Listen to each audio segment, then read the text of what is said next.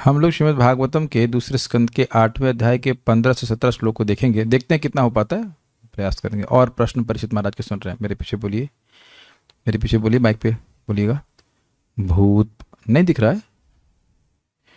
भूपातालक कुव्योमा ग्रह नक्षत्र भूभृताम।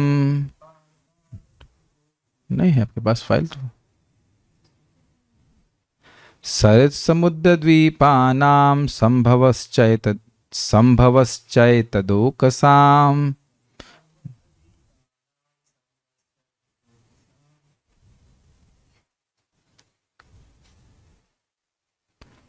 ठीक है, आगे बढ़ते हैं। एक बार साथ में बोल लेते हैं। भूपातालक कुव्योमा ग्रह नक्षत्र भूभृताम सरित समुद्र द्वीपानां संभवश्चैतदोकसाम्। भूपाताल कुव्योमा ग्रह नक्षत्र भूभृताम सरित समुद्र द्वीपानां संभवश्चैतदोकसाम्। हे ब्राह्मण श्रेष्ठ, कृपा करके यह भी बताएं कि ब्रह्मांड भर के गोलकों यानी कि ग्रहों में, स्वर्ग की चारों दिशाओं, आकाश, ग्रहों, नक्षत्रों, पर्वतों, नदियों, समुद्रों तथा द्वीपों एवं इन सब के विविध प्रकार के निवासियों की उत्पत्ति किस प्रकार की हुई। बहुत इजी श्लोक है, तो समझाना नहीं है, सारार्थ-दर्शनी। पूर्व श्लोक के यथा को इस श्लोक में भी ग्रहण करना चाहिए। विभिन्न लोकों के सृजन एवं वहाँ कौन कौन वास करता है तथा किस प्रकार वहाँ के निवासियों को उन लोकों की प्राप्ति होती है, ये सभी कुछ बताएं, क्योंकि यह प्रश्न सभी प्रकार के भक्तों के लिए पर्याप्त है। क्योंकि सभी लोग विभिन्न प्रकार के भक्तों के आश्रय हैं और भक्तगण ही उनके अधिपति हैं। ये बहुत रुचिकर बात है। विभिन्न ग्रहों के बारे में बताइए और नक्षत्रों के बारे में बताइए और वहां लोग रह रहे हैं, तो सभी प्रकार के भक्तों के लिए पर्याप्त है। इसका क्या मतलब है? मान लीजिए कोई सूर्य के लोक ही जाना चाहता है, तो उसके लिए वहां जाने के लिए जो आवश्यक है वह बता दीजिए। कुछ समझ में आ रहा है? उसको गोलोक जाने की इच्छा नहीं है, उस भक्त को इतना ही चाहिए कि हम कैसे सूर्य के लोक में चले जाएं। जो व्यक्ति अब ब्रह्मलोक में जाना चाहता है तो उसके बारे में बता दीजिए कि वो ब्रह्मलोक कैसे प्राप्ति हो। आप बिल्कुल नहीं भूलेंगे, दूसरे स्कंद में क्रम मुक्ति के वर्णन में हम सुन चुके हैं कि कैसे एक योगी क्रमशः विभिन्न लोगों को प्राप्त करते करते ब्रह्मलोक भी जाता है। Is it not? तुम सुनी चुके वैसे, और डिटेल में बताएंगे। और 5वें स्कंद में आप विभिन्न लोगों के बारे में सुनेंगे।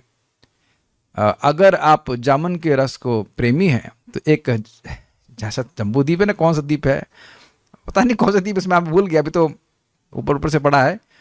एक ऐसा द्वीप है जहाँ पे जामुन इतने बड़े बड़े होते हैं कि उनसे नदी बन जाती है और उसके बाद सोना बन जाता है। वो कुछ है, बहुत सारे सिस्टम है। तो आप कोई सुनेगा तो हम जानना चाहते हैं, तो कैसे वहाँ पहुँचेगा बता दीजिए ऐसे। दूसरी बड़ी इंटरेस्टिंग बात है कि सभी लोकों के अधिपति भक्त हैं। अगर ज़्यादा नहीं याद कर रहे, चंद्रलोक में तो चंद्रमा है देवता, तो वो भगवान के भक्त हैं। यस, सूर्यदेव भक्त, ब्रह्मलोक में ब्रह्मा जी। कुछ सुनाई पड़ा आपको? शिवलोक में ऑब्वियसली शिव जी। कुछ सुनाई पड़ा आपको? क्या यहाँ पे बात क्या कही जा रही है? बड़े बड़े लोकों के अधिपति कौन हैं? वैष्णव हैं। प्रभुपाद जी से एक व्यक्ति पूछ रहा है कि शिव जी सब कुछ देने में समर्थ, कहते हैं हाँ। कैसे? क्योंकि वो भक्त है। कहते हैं हाँ, बिना भक्त हुए किसी के पास कोई सामर्थ्य कैसे प्राप्त हो सकता है? कोई भक्त कह रहे हैं कि आवाज़ कम है, क्या सभी के लिए कम है या किसी एक भक्त के लिए कम है? Is it okay with everyone else? जी हाँ। तो इसका मतलब है कि आपकी इंद्रियों को, लैपटॉप की इंद्रियों को ठीक कीजिए, हम आगे बढ़ते। ये हमको इस श्लोक का बहुत इंटरेस्टिंग पॉइंट लगा था कि आप सब है ना। आप एक बात बताइए, सीधे गोलोक की बात क्यों नहीं करते? क्योंकि सभी लोग गोलोक जाने के अधिकारी नहीं है। तो जिसकी जैसी रुचि हो उसके अनुसार वो साधना कर ले और पहुंच जाए। तो वह भी कुछ भक्ति का आश्रय ले और स्वर्ग जाना चाहता है स्वर्ग चला जाए, सूर्य के लोक में जाना चाहता है सूर्य लोक में चले जाए। तो इससे हर प्रकार की भक्ति कवर हो जाएगी। भक्ति लोग कर रहे हैं लेकिन कुछ और इच्छाएं भी हैं, तो वह भी सब कवर हो जा रही। ठीक है, तो वहाँ भी पहुँच जाओ। बड़ा अच्छा प्रश्न है, ये भी भक्ति संबंधित है। तात्पर्य, विभिन्न किस्म के भूभागों इत्यादि के निवासी भिन्न प्रकार से स्थित होते हैं और वे सभी मामलों में एक समान नहीं होते हैं। स्थल के वासी जल या आकाश के वासियों से भिन्न होते हैं। इसी प्रकार विभिन्न ग्रहों तथा आकाश के नक्षत्रों के वासी भी एक दूसरे से भिन्न होते हैं। ईश्वरीय नियम के अनुसार कोई भी स्थान रिक्त नहीं है, किंतु एक स्थान के वासी दूसरे से भिन्न होते हैं। यहाँ तक कि मानव समाज में भी जंगलों अथवा मरुस्थलों के वासी ग्रामों तथा नगरी के वासियों से भिन्न होते हैं। ऐसे वे प्रकृति के विभिन्न गुणों के अनुसार निर्मित होते हैं। ये एक बहुत रुचिकर बात है। भी हम लोग जब बाढ़ आई थी तो घर में गए थे तो वहाँ खारा पानी था, तो वहाँ मैं जानबूझ के बिल्कुल आंख बंद करके नहाता था। क्यों? क्योंकि नमक वाला पानी आपकी आंख में चला जाएगा। तो फिर वो हमको अनुभव है, जो वाणी आश्रम में हम लोग जब ज्वाइन किया था तो वाणी आश्रम में वैसे बहुत खारा, वहाँ तो खारा भी था और कड़वा भी था, बड़ा खराब पानी था उस समय। तो उससे स्नान करने के बाद मंगल आरती बाद इतनी नींद आती थी, क्योंकि आप जानते हैं खारा पानी के बाद स्नान कर लेंगे तो नींद आएगी। आप अगर कोई समुद्र में स्नान किया है तो उसको अनुभव है। तो हमको समझ यहाँ एकदम से नींद आना क्यों शुरू हो गई। 4-5 महीने तो यही दिक्कत थी। फिर गौशाला में जब शिफ्ट हुआ, वहाँ मीठा पानी था, तो हमने कहा यहाँ तो कोई दिक्कत नहीं हो रही। तो आप बताइए, हम लोग थोड़े समय के लिए आँखों को खारे पानी को सहन नहीं कर सकते आँखों में, और समुद्र में मछलियाँ होती हैं, और मैं समझ रहा हूँ कि मछलियों की वो आईलिड्स नहीं होती हैं। तो अब बताइए, ये जादू नहीं लगता आपको? हम लोग को अभी फेंक दिया जाए, चलो सांस भी ले लें। पहले बात तो ये भी आश्चर्य है, खारे पानी में सांस ले रहे हैं, जिस पानी को हम पी नहीं सकते। आई थिंक 10,000 TDS होता है, जहाँ तक मैं समझ रहा हूँ सही। सी वाटर इज 10,000 TDS। आप लोग का पानी यहाँ का खारा होगा, बहुत होगा 2,000 TDS होगा, उसका 5 गुना TDS है। चेक कर लीजिएगा, TDS 10,000 होता है, और उसमें सांस भी ले रहा है। तो जब कोई चमत्कार नहीं लग रहा है? यही चमत्कार देख रहे हैं। कोई अगर हवाई जहाज में उड़ाओ, इतना बोरिंग एक्सपीरियंस है कि कोई स्पृहा नहीं होती कि दोबारा उड़ करके जाएं। वो बहुत बड़ी तपस्या होती है। लेकिन देखिए, कुछ पक्षी यहाँ से उड़ करके सीधे साइबेरिया, यहाँ से उड़ करके साइबेरिया पहुंच जाते हैं। तो सबके अलग अलग, यही इसी पृथ्वी में देख रहे हैं, अद्भुत अचिंत शक्ति से लोग अडेप्ट करते हैं। आप में से जैसलमेर, हलादी शक्ति माता जी, आप तो राजस्थान में रहती है ना, जैसलमेर में घर बनाने का मूड है कुछ? जैसलमेर ना, तो बहुत खाली है, लेकिन वहाँ पे भी लोग रह रहे हैं। मैं तो हम समझता हूँ जैसलमेर में तो अभी भी पानी की दिक्कत है या सॉल्व हो गई, I have no idea, but अभी भी बहुत गर्मी है, परेशान है लोग। और सोचिए वहाँ पे अरब में और इधर अफ्रीका के सहारा डेजर्ट में भी लोग रह रहे हैं। वहाँ कैसे लोग रह सकते? लेकिन अडेप्ट कर जाते हैं, वहाँ पे लोग रह रहे हैं इस तरह से। ठीक है, तो प्रकृति के नियमों का यह समंजन अंधाधुंध नहीं होता, मतलब ब्लाइंडली नहीं किया जा रहा है। प्रकृति के गुणों का समूह इकट्ठा हो रहा है अलग अलग स्थानों में भी, और उसके अनुसार वहाँ पे लोग अडेप्ट कर रहे हैं। जैसे मैंने देखा विशेष रूप से बाली में, वहाँ सब प्राकृतिक है, सब कुछ, सब झरना और ये सब व्यवस्था है मोस्टली। तो वहाँ लोग बड़े खुश रहते हैं। 4-5 घंटे का जाम है और लोग हंस रहे हैं। कम ऑन, यहाँ 10 मिनट छोड़ दीजिए। मैं इधर ही सोनरख के उसमें गाड़ी लेके गया था, तो व्यक्ति पीछे पौ पौ पौ कर रहा है, और फिर बोल रहा है उसके पीछे वाला, नहीं वो नहीं कर रहा था, तो बोला, अरे तूने 2,000 रुपये का पैसा खर्च करके हॉर्न लगाया है, बजाने के लिए लगाया ना, क्यों नहीं बजा रहा है? This is amazing mentality. ये गुणों का प्रभाव है, लोगों का दिमाग खराब करने के लिए। आजकल लोग आप देख रहे हैं ना, मोटरसाइकिल पे ऐसा हॉर्न लगाएंगे, इसलिए लग रहा है जीप का हॉर्न है, घबरा जाए व्यक्ति। और ये दिल्ली में हमको अनुभव हुआ, लोग रेसिंग बाइक लेके जाते हैं, दोनों तरफ से आपके हाथ पांव फूल जाएंगे, इतना जोर से शब्द होता है। तो ये सब दिखा रहा है कि विभिन्न स्थान विभिन्न गुणों के संचय के अनुसार है। Is it okay? जहाँ सब लोग रजोगुणी होंगे उस प्रकार से कार्य करेंगे। जो भक्त लोग भगवान की भक्ति कर रहे हैं, या जो भी भक्ति कर रहे हैं, अपने घरों में आप शांति अनुभव कर रहे हैं। अगर लेकिन रेगुलरली कथा सुन रहे हैं और जाप कर रहे हैं गंभीरता से, तो आप देखेंगे घर में एक विशेष प्रकार की शांति है। बच्चे लोग हल्ला करते हैं, एक अलग बात है, लेकिन अन्यथा आप देखेंगे शांति रहती है। तो आप देख रहे हैं कि गुणों का कुछ परिवर्तन हो रहा है। Is it okay? मतलब ये ऐसे समझिए, एक स्थान विशेष है और उसमें लोग उस स्थान के प्रभाव से या स्वयं कुछ संगत के प्रभाव से एक विशेष कर्म कर रहे हैं, तो वो कर्म सब में संचित हो रहा है गुणों के रूप में। अब तो समझ में आ रहा होगा। जैसे शराब जो है वो तमोगुण में रहता है, शराब वाला शराबालय कहना चाहिए। वहाँ तो स्वाभाविक सी बात है, भागवतम की कोई चर्चा नहीं होगी, तो आप समझ सकते हैं कि वहाँ पे कौन से गुण इकट्ठे हो रहे हैं। ठीक है, इस व्यवस्था के पीछे विशाल आयोजन होता है। महाराज परीक्षित इन सब बातों को प्रमाणिक रीति से महामुनि श्रील सुखदेव गोस्वामी से जानने की प्रार्थना करते हैं। उनको रिसर्च करने की जरूरत नहीं, रिसर्च हो चुकी है। आगे पढ़ते हैं। प्रमाणमण्डकोशस्य बाह्याभ्यन्तरभेदतः महतां चानुचरितं वर्णाश्रमविनिश्चयः। प्रमाणमण्डकोशस्य बाह्याभ्यन्तरभेदतः महतां चानुचरितं वर्णाश्रमविनिश्चयः। साथ ही कृपा करके ब्रह्मांड के बाहरी तथा भीतरी विशिष्ट विभागों, महापुरुषों के चरित्र जैसे कि चित्रकेतु महाराज, जैसे इंद्रद्युम्न महाराज इत्यादि बहुत सारे भक्तों का चरित्र, जड़ भरत, तथा कार्यों, चरित्र मतलब कैरेक्टरिस्टिक्स, और कार्य जो विभिन्न कार्य किए, और विभिन्न वर्णों एवं जीवन के चारों आश्रमों के वर्गीकरण का भी वर्णन करें। ये आप 7वें स्कंद के आखिरी भाग में सुनेंगे, वर्णाश्रम के वर्णन। सात दर्शनी। इस दरवाजे को बिठा दीजिए, बाहर भी कथा चल रही हो, दिक्कत हो रही है, या उनको रिक्वेस्ट करें कि कथा हो रही, थोड़ा सा शांत नहीं होंगे, वो इंपॉर्टेंट चल रही है। हाँ। सारा दर्शनी। ब्रह्मांड का प्रमाण विषयक प्रश्न ऐश्वर्य प्रधान भक्ति हेतु है। ये बहुत इंटरेस्टिंग है। ब्रह्मांड इतना बड़ा है, 4 करोड़ इसका डायमीटर है। किस तरह से? अंदर वाला भाग पढ़ाया था आपको दूसरे स्कंद की शुरुआत में, उसका 10 गुना अर्थ की लेयर, उसके 10 गुना वाटर, उसका 10 गुना वायु, उसका और अग्नि, उसके और 10 गुना जल, और उसका और 10 गुना आकाश। जल के बाद क्या बोल गया मैं, अग्नि, अग्नि के बाद वायु, वायु के बाद आकाश, और उसके बाद और बड़े होते जाएंगे। तो वस्तुतः हम ब्रह्मांड को बहुत बड़ा मान रहे हैं, लेकिन जबकि ब्रह्मांड कैसा है? एक बहुत बड़ा फल, उसके अंदर का बीज उसके समान। और वह ब्रह्मांड 4 करोड़ 4 अरब ऐसा कुछ था, 4 अरब मील उसका डायमीटर है। और वह ब्रह्मांड भगवान महाविष्णु के किस रोमकूप में है उनको पता नहीं चल रहा, ध्यान नहीं दे रहे ऐसे। और वो भगवान महाविष्णु भगवान श्री कृष्ण के अंश हैं। तो अब व्यक्ति के कुछ भाव होगा ना, ऐश्वर्य भाव कि भगवान बहुत बड़े हैं, और हमने बताया था आपको कि भगवान बड़े हैं, हम बड़े व्यक्तियों की सेवा करना चाहते हैं, तो इसलिए यह प्रश्न कर रहे हैं। तो इनका हर प्रश्न भक्ति का हेतु बन रहा है। क्लियर? नेक्स्ट। भगवान के उदर में किस प्रकार के ब्रह्मांड स्थित हैं? एक ब्रह्मांड नहीं, बहुत सारे ब्रह्मांड। तो आप समझ सकते हैं भगवान का पेट कितना बड़ा है।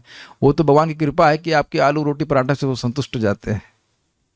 प्रभुपाद से कहा, प्रभु ने कहा, अगर भगवान ये विराट रूप में आ जाएंगे तो तुम सेवा कैसे करोगे? तुम कैसे भगवान को कपड़ा पहनाओगे? कैसे भोजन कराओगे?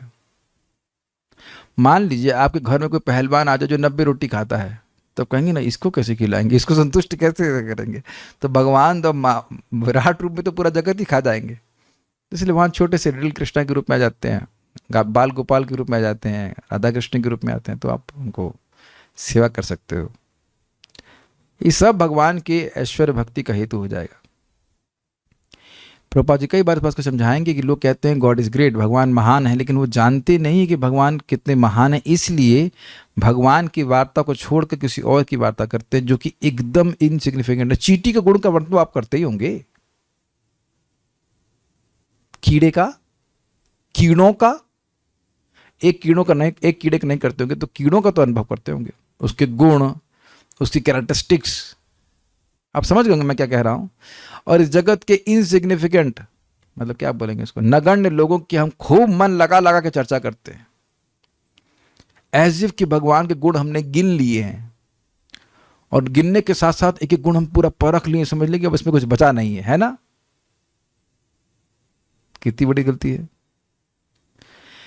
वर्णाश्रम धर्म के नियम मिश्रित भक्तों पर लागू होते हैं। क्यों मिश्रित? क्योंकि वो केवल एकमात्र भक्ति का आश्रय लेते हैं, कहते हैं नहीं भाई ये नियम भी पालन कर रहे हैं तो हमारा हृदय शुद्धिकरण होगा, जबकि नाम पूरी तरह सर्वसमर्थ है, तो इसलिए बोल रहे हैं, तो इसलिए भी उनको आवश्यक है। देखिए आत्मा ना तो गृहस्थ है, ना ब्रह्मचारी है, ना या वानप्रस्थ है, ना सन्यासी, ये सब कुछ नहीं है।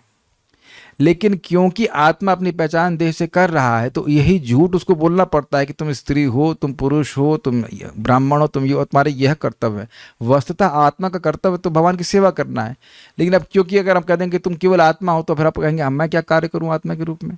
तो जिस भावना में हम हैं वही भावना को बोल करके व्यक्ति को कहा जाता है कि तुम ये हो, तुम्हारा ये कर्तव्य है, और इस तरह से कर्तव्य करके धीरे धीरे शुद्ध होता है व्यक्ति। उस झूठ कहे अनुसार कार्य करके ही तो हम आगे प्रगति कर रहे हैं। बात समझ में आ रही मैं क्या कह रहा हूं? महाराज इसको समझाते हैं कि देखिए, नदी को पार करना है तो नदी के संग कुछ बहना पड़ता है। तो यद्यपि हमारा कर्तव्य है, हमारा उद्देश्य है कि हम इस देह की धारणा से बाहर चले जाएं, लेकिन अब बाहर तुरंत जा तो नहीं पा रहे हैं। यह बताइए, आपको रोज समझ में नहीं आता बाथरूम जाते समय कि ये वस्तु मैं नहीं हूं, और फिर कोई गाली दे देता तो कहते ये वस्तु मैं हूं। आप लोग को ये कभी विचार नहीं कि कितना बड़ा ज्ञान है? सारा सेल्फ रियलाइजेशन बाथरूम में नहीं हो जाता है। What is this self?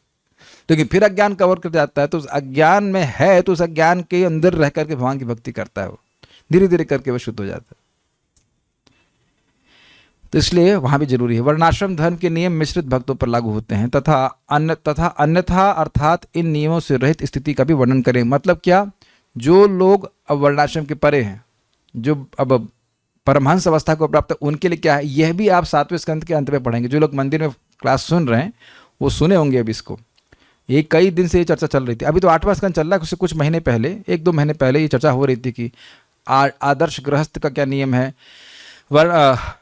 ब्रह्मचारी और वानप्रस्थ संन्यास का क्या नियम है, जो परमहंस आश्रम में उनके लिए क्या नियम, ऐसे करके वर्णन किया गया। तो इस सब का वर्णन आप 7वें स्कंद में पाएंगे। यह प्रश्न कर्म मिश्र एवं ज्ञान मिश्र भक्ति हेतु पर्याप्त है। क्या मतलब है? जो लोग अब गृहस्थी में हैं वह कर्म मिश्रित भक्ति करेंगे, वर्णाश्रम कर्म को भक्ति से मिश्रित करके करेंगे। और कर्म मिश्रित भक्ति मतलब भक्ति मुख्य है लेकिन उसमें कर्मों का मिश्रण हो रहा है, वर्णाश्रम कर्मों का। और ज्ञान मिश्र भक्ति का मतलब भक्ति मुख्य है लेकिन उसमें कुछ निर्विशेष ब्रह्म का अनुसंधान भी है, वो मिश्रित किया हुआ है। जैसे आप लोग आटा मारते हैं तो उसमें नमक डालते हैं, तो आटे में नमक डालते हैं कि नमक में आटा डालते हैं? आटे में नमक डालते हैं। तो मुख्य आटा है, उसमें थोड़ा सा नमक डाल देते हैं। तो कहेंगे रोटी तो आटे की बनेगी, नहीं नहीं, उससे थोड़ा सा, समझ गए ना, थोड़ा सा। तो थोड़ा कर्म का भी सहायता ले रहे हैं, ये अर्थ है। ठीक है, ये बहुत तेज जा रहा हूं, सबको समझ में आ रहा है, इजी है, इसलिए मैं थोड़ा फास्ट जा रहा हूं। तात्पर्य: महाराज परीक्षित भगवान श्री कृष्ण के विलक्षण भक्त हैं, अतः वे भगवान की सृष्टि की संपूर्ण महत्ता को जानने के इच्छुक हैं। वो केवल ही जानने की इच्छुक नहीं, अरे अभी तक गोपाल का बर्थडे नहीं मनाया है, अभी तक रुक्मिणी का हरण नहीं हुआ, क्योंकि धारणा फिर भगवान के संबंध में भौतिक होगी। जो व्यक्ति ब्रह्मांडों की सृष्टि कर रहा है वो विलक्षण नहीं होगा। और आप विचार करें तो साइंटिस्ट भी इसी फेरे में पड़े हुए हैं कि कौन सृष्टि किया है, या वो देख रहे हैं कि डिजाइन है तो कोई तो किया होगा, लेकिन ना ना ना ना, अपने आप हो रहा है, वो जानबूझ के खारिज करने का प्रयास कर रहे हैं, खोज नहीं पाएंगे। एक फिलोसफिकल माइंड, प्रपात कहते हैं, दार्शनिक मन, ये बुद्धि वाला व्यक्ति ये प्रश्न जरूर करेगा कि इस जगत की वस्तु में आई कहाँ से। अनंत आपके मन में कभी आया है? अभी ये जगत किसने बनाया है? प्रश्न पापा से किया आपने? कभी नहीं किया। अच्छा, आपने कभी यह नहीं सोचा कि आपकी आंखें किसने बनाई हैं? ये मानते हैं कि आपका कुर्ता किसी ने बनाया है, जो आप टी शर्ट पहने हैं, ये मानते हैं ये किसी ने बनाया है। तो अच्छा, ये मानते हैं कि आपकी आंख ज़्यादा बनाना मुश्किल है कि कुर्ता? अगर मैं पूछूं कि हाँ बहुत अच्छा इंटेलिजेंट बच्चा है, तो ये जान रहे हैं कि आंख बनाना मुश्किल है, क्योंकि आज तक दुनिया में कोई आंख बना नहीं पाया है। कुर्ते तो बन ही रहे, कुर्ते के लिए तो बहुत इंटेलिजेंस की जरूरत नहीं होती है। तो कुर्ता आप मान रहे हो। हम जिससे प्रश्न कर रहे हैं कि उम्र कितनी है? 8 साल के हैं, तो 8 साल का बच्चा भी समझ रहा है। कोई कहे कि बच्चे समझते नहीं है, तो 8 साल का बच्चा सहज बात को समझ रहा है कि कुर्ता बनाने वाला कोई है, और आंख उससे कहीं अधिक कठिन है बनाना, क्योंकि आज तक कोई आंख बना नहीं पाया है। लेकिन आंखें बनते हुए हम देख रहे हैं, तो आंख बनाने वाला भी तो कोई होना चाहिए। और हम कहते हैं ना, भाई ये कुर्ते की फिटिंग बहुत बढ़िया है। किसी की आंख आउट ऑफ फिटिंग है, आपकी ऐसा है कि आंख एक बड़ी जा रही है, एक छोटी जा रही है। ये तो पहली बार बोल रहे हैं, लेकिन है बात मजेदार ना। क्या किसी की आंख आउट ऑफ फिटिंग है? आंखें से बाहर आ रही हूं, ऐसा तो नहीं है। तो फिटिंग की आंख कौन बना? नाक फिटिंग है ना आपकी?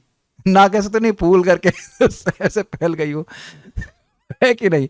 कई बार आप देखेंगे कि जो थोड़ा बाबा जी टाइप के, उनका इसे मुड्ढा बोलते हैं, क्या बोलते हैं, मुड्ढा शायद बोलते हैं इसको, कुर्ते का मुड्ढा, वो नीचे डाउन रहता है, वो मस्त मौला पड़े हुए हैं।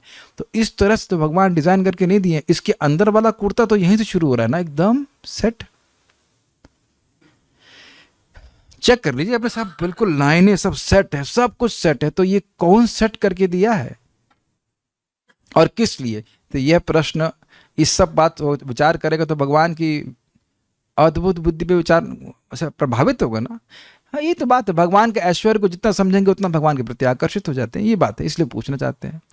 वे ब्रह्मांड के आंतरिक तथा भारी अवकाश के विषय में जानना चाहते हैं।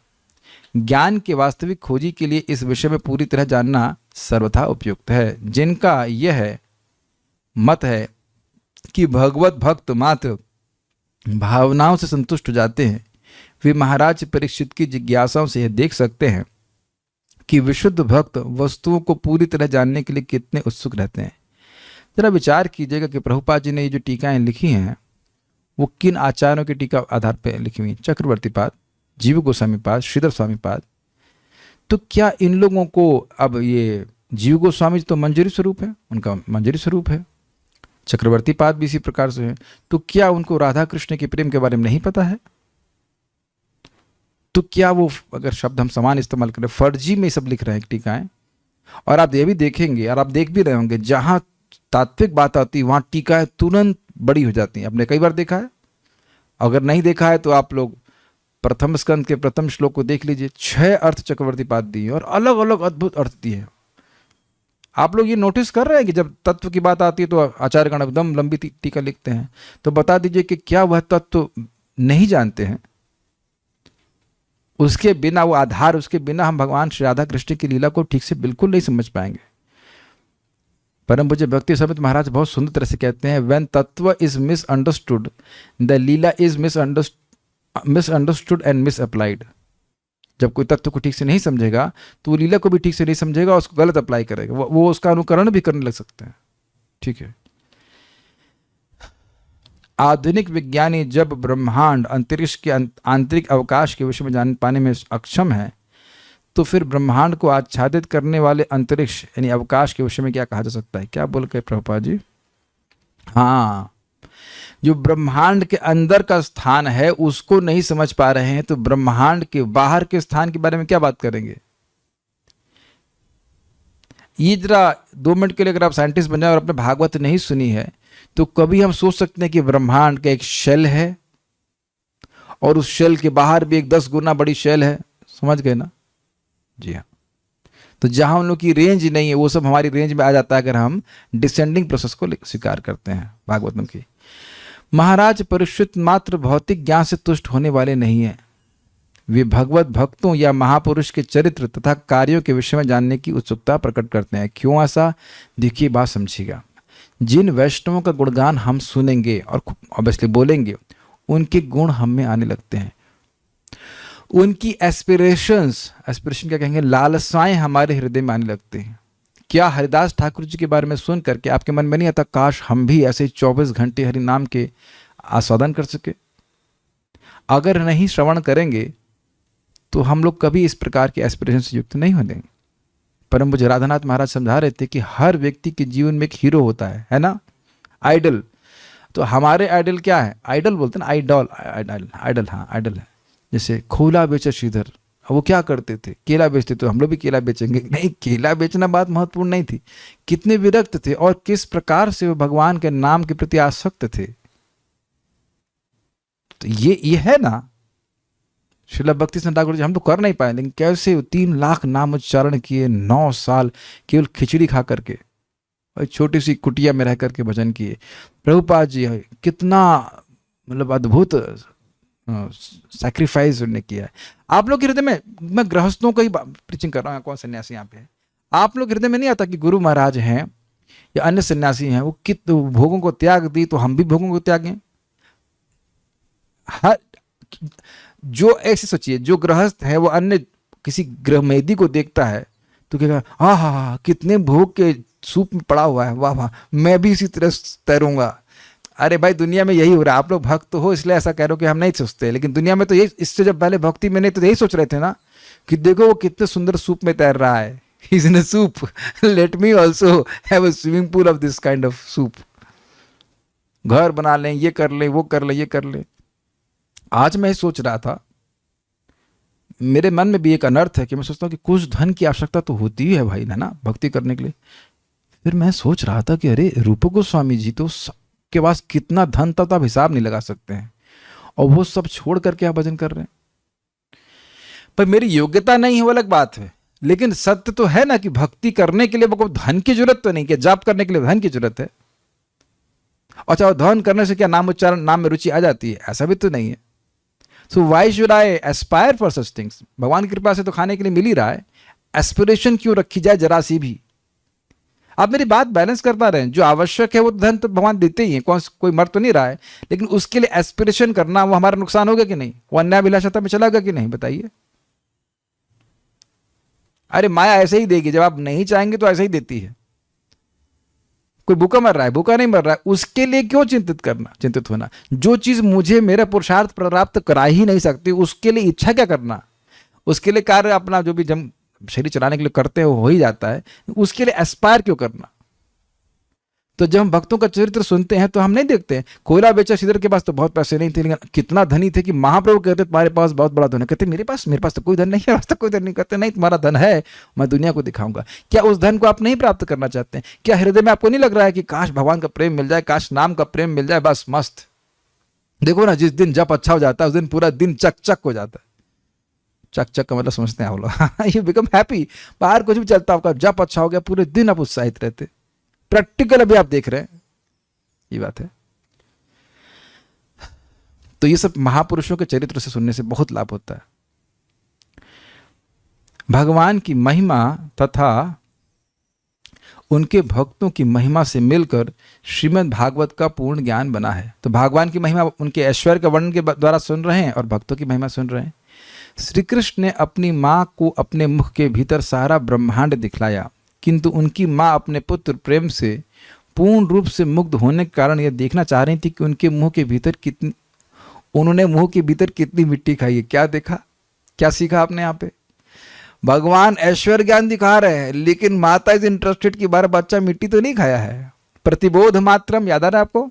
उनका ज्ञान तो प्रतिबोध हो गया, उसका विपरीत बोध हो गया कि नहीं हमारा बच्चा है तो हमारा बच्चा है, हमारा ये तो भगवान नहीं है। भगवान दिखाना भी चाहते हैं लेकिन वहां वो देखना नहीं चाहते। तो अब हम ये भी देख रहे हैं कि ऐसे भी भक्त हैं जो जिनको भगवान के अवसर से मतलब ही नहीं है, इतना उनका भगवान का प्रेम बढ़ा हुआ है।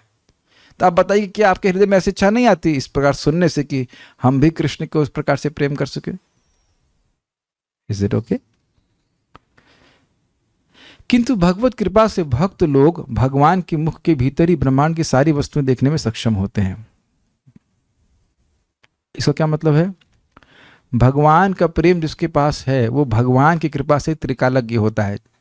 अमोघ दृक्, कौन है ये शब्द? व्यासदेव जी के लिए नारद जी कहते हैं अमोघ दृक्, आपकी दृष्टि अमोघ है, जो चाहे वो आप देख सकते हैं भगवान की कृपा से। जैसे कि व्यासदेव जी की कृपा से संजय जो हो रहा था महाभारत में वो देखने में समर्थ हो गए थे।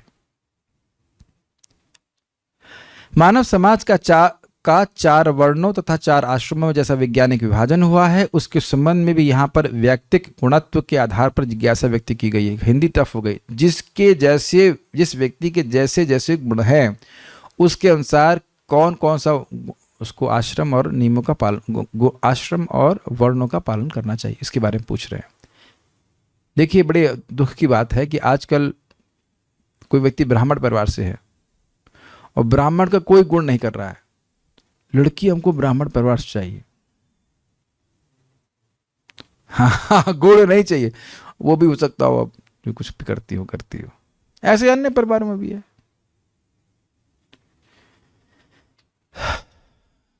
तो ये सब क्या चल रहा है बताइए? ये सब कलयुग है। इसकी व्याख्या हम जब आएगी तब करेंगे, अभी हम नहीं करना चाहते। लेकिन मेन बात है ये यस्य लक्षणः प्रोक्तः। मैं एक बार पुस्तक वितरण कर रहा था कहीं राजस्थान में, शहर में, भूल रहा हूँ कौन से शहर में,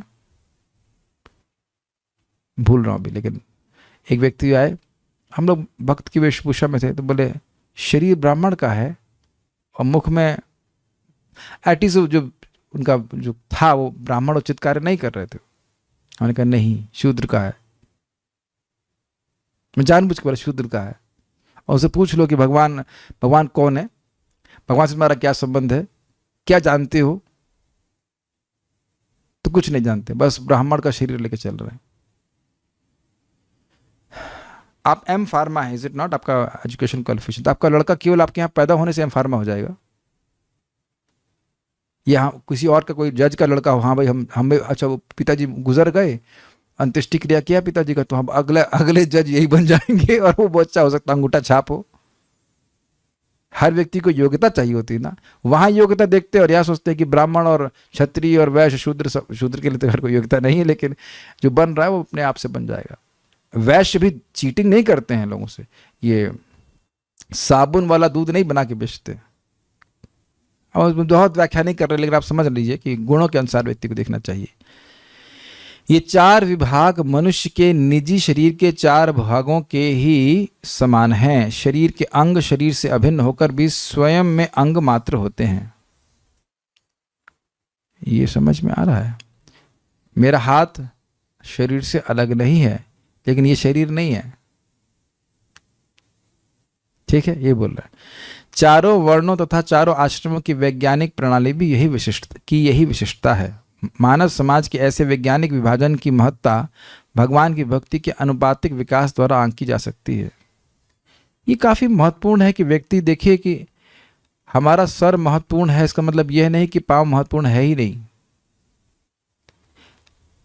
सबकी एक महत्व है और एक दूसरे का शोषण नहीं कर रहे हैं। ना पेट हाथ का शोषण कर रहा है, ना हाथ पेट का शोषण कर रहा है। सिंक्रोनाइजेशन समझते हैं, कोऑर्डिनेशन में कार्य कर रहे हैं ताकि वो शरीर की सेवा कर सके, ये बात है। तो जब सभी लोग भक्ति में आगे बढ़ते हैं, भक्ति का अधिकार सभी को है। अपने अपने गुण और कर्म के अनुसार व्यक्ति भगवान की भक्ति में विभिन्न प्रकार से नियोजित हो जाता है। एक दूसरे का शोषण व्यक्ति नहीं करता है, ये बात है। आप देख लो ना, आप दोनों भाई हो और मैं कहूँ कल से आप प्रभु जी का सेवा करिएगा, वो आपकी सेवा करेंगे, आपके लिए बहुत भारी हो जाएगा। आप देख रहे हैं इस जगत पे।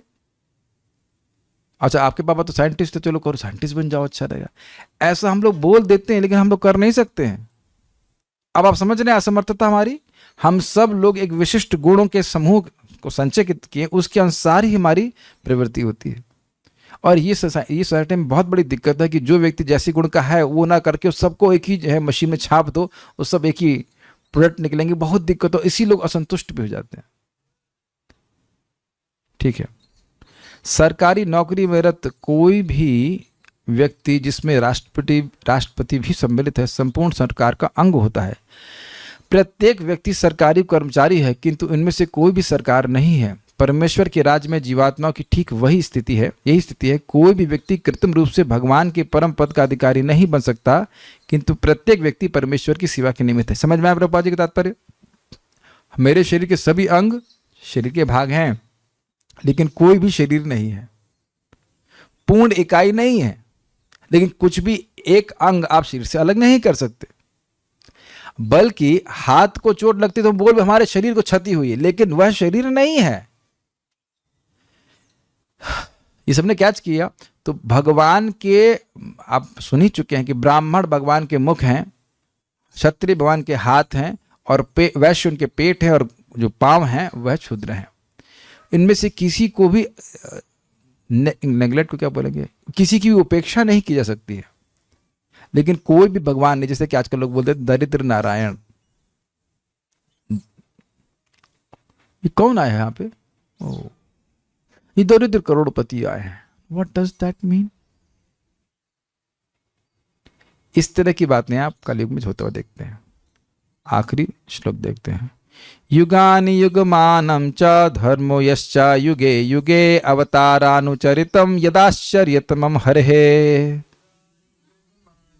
युगानि युगमानं च धर्मो यश्च युगे युगे अवतारानुचरितं यदाश्चर्यतमं हरेः। युगानि युगमानं च धर्मो यश्च युगे युगे अवतारानुचरितं यदाश्चर्यतमं हरेः। युगानि युगमानं च धर्मो यश्च युगे युगे अवतारानुचरितं यदाश्चर्यतमं हरेः। युगानि, युगों को बताइए, युगमानम च, और युगों का परिमाण बताइए। मैं पहले जब इसको पढ़ रहा था तो मैं परिणाम पढ़ गया था। परिणाम मतलब युग में क्या परिणाम होते हैं, लेकिन ना परिणाम नहीं है, परिमाण है, अवधि। ये बहुत जरूरी प्रश्न है। क्यों आजकल बड़ा हल्ला होता है, ये कलयुग नहीं ये करजुग है। अरे भाई कलयुग नहीं है, ये कलयुग ही है। कलयुग 5000 साल में समाप्त होने वाला, बस 2020 में कलयुग समाप्त होने वाला। ऐसा कुछ हल्ला हुआ था, ओह 2023 है, क्या लग रहा है कलयुग समाप्त हुआ कि और बढ़ गया? गोभी में केमिकल और बढ़ गए है ना, शिमला मिर्च में भी। ये हल्ला करने वाले मर के चले जाएंगे। ये आप बहुत सिंपल सी बात सोच रहे हैं, लेकिन हम भक्त लोग भागवत पढ़ते हैं तो इससे कभी प्रभावित नहीं होते, नहीं बहुत हल्ला चलता है। शिला भक्ति विनोद ठाकुर जी के समय में भी विशाख सेन नाम का जो व्यक्ति था, वो भगवान महाविष्णु ने अवतार ले लिया है, अब वह कलयुग को रोक देंगे, कलयुग को समाप्त कर देंगे, ये वो, और अभी भी कलयुग चल रहा है। विशाख सेन जी मर के चले गए, सब लोग जानते हैं इस पास टाइम को। लोग एकदम मूर्ख है, डम्बो हैं, बिल्कुल मंद सुमंद मतयो मंद भाग्य ही पत्र, कुछ प्रकाश नहीं, कलयुग नहीं करजुग है। अरे क्या क्या बोलते रहते, कलयुग ही है। करजुग तो कहीं भागवत में नहीं आया, कोई आप लोग पढ़े भागवत में करजुग? करजुग नहीं है, सत्य त्रेता द्वापर कलयुग। लोगों को लगता है सब क्या है, 1 लाख साल को जी सकता है। अभी बात पूछ रहे करजुग क्या होता है, हमको भी पता नहीं क्या होता है, लेकिन लोग ऐसे बस फट्टे मार देते हैं। कलयुग नहीं करजुग है, करने का युग है, करो तो पाप करो और तो कुछ करोगे नहीं। ठीक है, तो युगानी मतलब कितने युग होते हैं? तो 5 युग होते हैं, 4 होते हैं, एकदम प्रमाणिक। तो क्या आप सत्युग देख के आए? नहीं, भागवत से मालूम चलता है। कृते यद ध्यायते विष्णु त्रेतायाम यजते मखै द्वापरे परिचर्यायाम कलौ तद हरि कीर्तनात्। यह है ना भागवतम का श्लोक, 12वें स्कंद में आता है। सतयुग में लोग भगवान पे ध्यान करते थे, द्वापर युग में, त्रेता युग में यज्ञ करते थे, भगवान की उपासना करते थे, द्वापर में परिचर्या करते थे, विग्रह की सेवा करते थे, और वो सारे लाभ कलयुग में, कलयुग में नाम संकीर्तन के द्वारा प्राप्त हो जाते हैं। तो ये सब वर्णन है भागवत में। तो क्या करना है ये सब देख ले, कौन सा युग चल रहा है ये मालूम कर ले, और देख ले कौन सा धर्म है, उल्टा पुल्टा धर्म ना चलाए। जैसे महाराज बड़ा सुंदर कहते हैं, परम पूज्य राधा गोविंद महाराज कहते हैं, भाई दवा तो बहुत होती है, लेकिन दवा वो देख लेते हैं कुछ कुछ दवा की डेट एक्सपायर कर गई है। कितना सुंदर महाराज का स्टेटमेंट है। तो अब वो दवा एकदम प्रमाणिक है, लेकिन अगर डेट एक्सपायर कर गई तो वो काम नहीं करेगी। आप लोग तो समझ रहे हैं क्या नाम है राजेश प्रभु, एकदम गलत तो नहीं बोल रहे ना, सही बोल रहे हैं। तो अब ध्यान की डेट तो बहुत पहले एक्सपायर कर गई, यज्ञ आदि करने की डेट एक्सपायर कर गई, और सही में तो परिचर्या की भी डेट एक्सपायर कर गई है। अगर किसी चीज चल रहा है तो वह भगवान का नाम है जो कि उद्धार करेगा लोगों का। अच्छा, धर्मो यश्चा युगे युगे, युग युग में जो धर्म होता है उसका वर्णन कीजिए। स्पष्ट समझ आ गया? अभी मैंने श्लोक कोट कर दिया आपके सामने। आज हम रुकने वाले नहीं हैं, आज हम रुकने वाले नहीं हैं। आ जाएगा तो ठीक है, नहीं तो नहीं आ रहा तो हम चलते रहते हैं। और उसके बाद कह रहे हैं अवतार युगे युगे अवतार अनुचरितम। युग युग में जो भगवान हरि के अवतार होते हैं और उनके जो चरित्र होते हैं उसका वर्णन कीजिए। क्यों? कहते हैं यद आश्चर्य तमम हरे, वे बहुत आश्चर्यजनक होते, अत्यंत आश्चर्यजनक होते, उनका वर्णन आप करें। कृपा करके सृष्टि के विभिन्न युगों तथा उन सब की अवधियों का वर्णन कीजिए। मुझे विभिन्न युगों में भगवान के विभिन्न अवतारों के कार्यकलापों के विषय में बताइए। यानी युगों, कितने युग हैं, उनकी युग की अवधि क्या है, और उसमें कौन से भगवान के अद्भुत अवतार होते हैं। भगवान हरि के अवतारों के बारे में पूछ रहे हैं। सारा दर्शनी इस प्रश्न में न केवल युगावतार अपितु उनके द्वारा प्रवर्तित, उनके द्वारा शुरू किए गए, सिखाए गए विशेष भक्ति के प्रकार भी समाविष्ट हैं। मतलब जैसे हंस अवतार थे भगवान, उन्होंने हंस अवतार थे ना, शुक्ल अवतार कहे जाते हैं, हंस अवतार नहीं शुक्ल अवतार, उन्हें ध्यान के मार्ग को सिखाया। रक्त अवतार थे, वह लाल कलर के अवतार थे, उन्होंने यज्ञ के मार्ग को सिखाया। द्वापर में भगवान कृष्ण आए ही, और अब चैतन्य महाप्रभु आए हैं और वह संकीर्तन को सिखा रहे हैं। तो युग धर्म की स्थापना करने के लिए भी आते हैं। तो इस तरह के बताइए आप कैसे कैसे अवतार आते हैं, किस किस धर्म को वह प्रवर्तित करते हैं। तात्पर्य, भगवान श्री कृष्ण आदि भगवान हैं और परमेश्वर के समस्त अवतार उनसे अभिन्न होते हुए भी उन्हीं से अद्भुत हैं। जब आप बात समझते हो इसको, महाराज परीक्षित ने परम विद्वान एवं महामुनि सुखदेव गोस्वामी से ऐसे अवतारों के कार्यकलापों के विषय में पूछा जिससे भगवान के अवतार की पुष्टि प्रामाणिक शास्त्रों में उल्लेखित उनके कार्यकलापों के आधार पर की जा सके। इसको समझने का प्रयास कीजिए। कई बार देख सके, इजी बात है। अवतार को स्वरूप लक्षण और तटस्थ लक्षणों से समझा जाता है। उनकी आकृति प्रकृति क्या है, देखने में कैसे लगते हैं और वो क्या कार्य करते हैं, कि वैसे कार्य जगत में कोई व्यक्ति नहीं कर सकता है। आप लोगों ने ब्रह्मा जी के द्वारा अवतार कथा सुना और उसमें सबके विलक्षण बातें बताई गई। जैसे सुयोग नाम के अवतार थे जिन्होंने तीनों लोगों के ताप को हर लिया। यहाँ पे आप देख रहे हैं कि हम लोग तापों से पीड़ित तो हो रहे हैं, लेकिन हर नहीं पा रहे हैं। एक व्यक्ति के ताप को सारे लोग मिलकर नहीं हर पा रहे हैं। तो ऐसा विशिष्ट कार्य केवल भगवान के अवतार ही कर सकते हैं। इसलिए किसी को भी अवतार मानने से पहले व्यक्ति को उसके कार्य को देख लेना चाहिए, उसकी आकृति प्रकृति को देख लेना चाहिए। इसलिए पूछ रहे हैं। महाराज परीक्षित सामान्य मनुष्य की विचारधारा में बहकर भगवान के अवतार को आसानी से स्वीकार करने वाले जीव न थे, अपितु वैदिक साहित्य में वर्णित और श्रील सुखदेव गोस्वामी जैसे आचार्य द्वारा पुष्ट लक्षणों के आधार पर ही उसे स्वीकार करना चाहते थे। स्पष्ट है, भगवान अपनी अंतरंगा शक्ति से प्राकृत नियमों की किसी अनिवार्यता के बिना अवतरित होते हैं, फलतः उनके कार्यकलाप भी असामान्य होते हैं। अजोपि सन अव्ययात्मा भूतानाम ईश्वरोपि सन प्रकृतिम स्वाम अधिष्ठाया संभवाम्य आत्माया। अज होते हुए भी, अजन्मा होते हुए भी, अजोपि सन अव्यय आत्मा, अव्यय आत्मा अर्थात अव्यय बुद्धि वाले, अव्यय शरीर वाले, अव्यय मन वाले, अव्यय संकल्प वाले आत्मा के जो अर्थ होते हैं वो सारे भगवान में अव्यय ही घटित होंगे। ऐसे होते हुए और भूतानाम ईश्वरोपि सन, यानी कि सभी भूत यानी सभी जीवों का ईश्वर होते हुए भी, प्रकृति में स्वाम अधिष्ठाया अपने स्वरूप को प्रकाशित करते हुए, संभवाम्य आत्माया अपनी शक्ति से अपनी कृपा से मैं प्रकट होता हूं। भगवान कृष्ण बोलते हैं ऐसा हम लोग नहीं बोल सकते। और ऐसा व्यक्ति जो जगत में यहाँ घूम रहा है, जो अपने को अवतार कहता है, जिसको अपना दांत ठीक कराने के लिए डेंटिस्ट के पास जाना पड़ता है, जो अपने गालों की झुर्रियों को रोक नहीं सकता, वह अवतार कहने से पहले जरा सोच ले कि उसमें क्या गुण है ये अवतार का। महाराज तो बड़ा कठोर बोलते, कहते हैं उस बेवकूफ को पूछो, या मैं मतलब इस गधे को पूछो कि तुमको अवतरित होने के लिए कौन गया था, तुमसे कौन प्रार्थना किया था कि तुम इस जगत में जन्मो। तो आप उत्तर स्पष्ट है कि कोई प्रार्थना नहीं किया था। अंतर आ जा रहा है ना, बहुत अंतर आ जा रहा है। भगवान से प्रार्थना करने गए हैं देवता लोग, तब जाके भगवान अवतरित हो रहे हैं। हम कोई कहे कि मैं भगवान हूं, तो पूछो कि भाई आपको अवतरित होने से कौन कौन प्रार्थना करने गया था? कोई भी नहीं किया था। और आपके अच्छा मान लीजिए आप प्रकट हो भी गए, तो आपने दुनिया का किया क्या लाभ?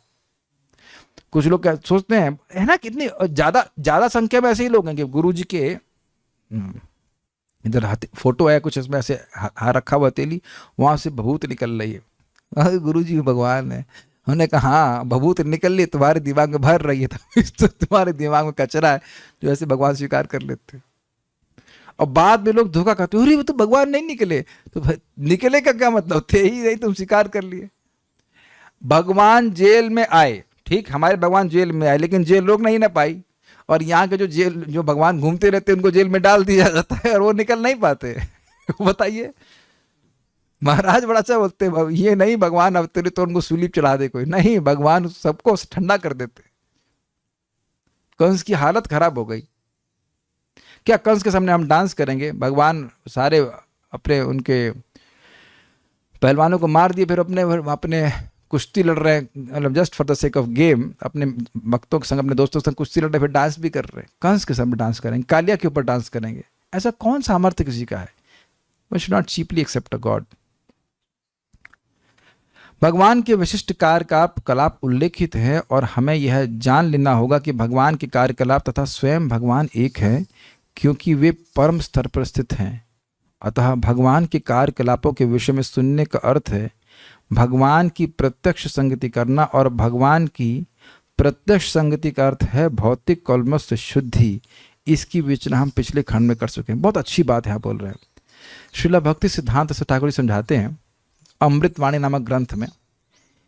उनके एक्चुअली ग्रंथ उनका नहीं, उनकी शिक्षाओं को संकलित किया गया। कहते हैं यद्यपि भगवान का नाम रूप लीला आदि अलग अलग भिन्न भिन्न प्रतीत होते हैं, लेकिन वो अलग नहीं है। कृष्ण पूर्ण वपुषे नमो नमः, भगवान का नाम, भगवान का भगवान पूर्ण रूप से आ रहे हैं। मैं जानबूझकर क्लास के अंत में कुछ नाम के विषय में बोलता हूं ताकि आप लोगों का एक ओरिएंटेशन हो जाए सुबह के लिए।